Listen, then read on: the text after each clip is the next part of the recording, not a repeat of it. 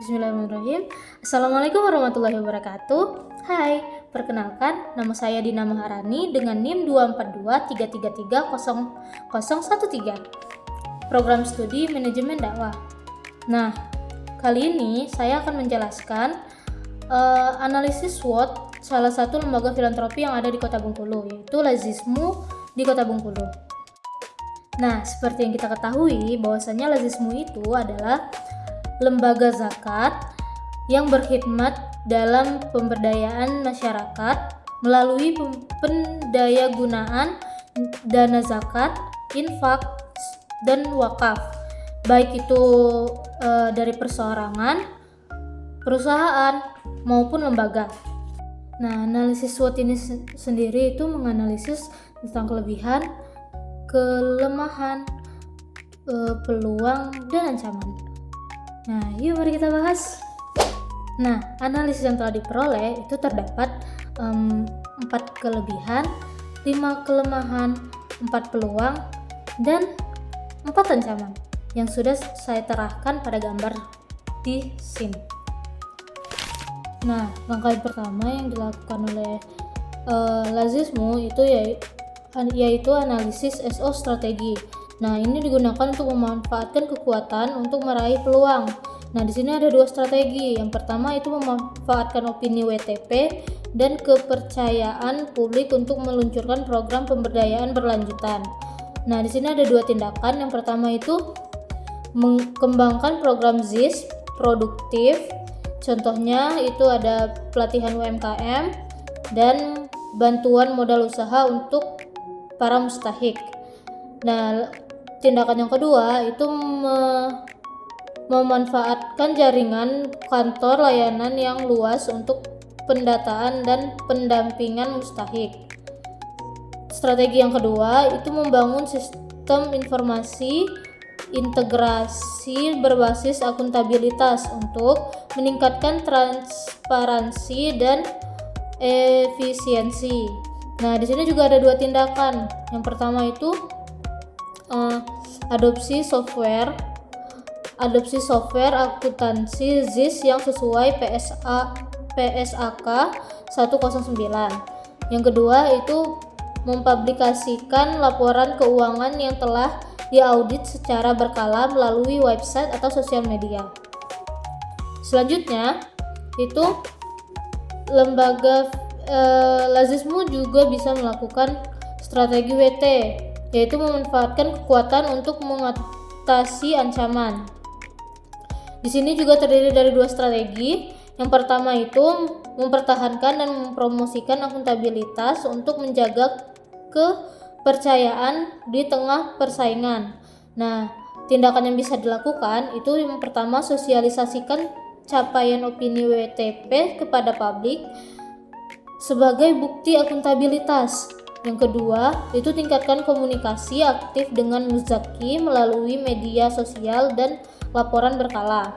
Untuk strategi yang kedua, itu memanfaatkan sifat kepemimpinan yang amanah untuk mematuhi regulasi yang ketat. Nah, di sini juga ada 2 tindakan. Yang pertama itu membentuk tim khusus yang bertanggung jawab atas penyusunan laporan sesuai standar Lazismu pusat dan Basnas. Yang kedua itu melakukan audit internal secara rutin untuk memastikan kesiapan menghadapi audit eksternal. Yang ketiga, Lazismu melakukan analisis WO strategi, yaitu mengatasi kelemahan dengan memanfaatkan peluang. Nah, di sini juga terdiri dari 2 strategi. Yang pertama itu meningkatkan kompetensi SDM melalui pelatihan dan rekrutmen staf full time.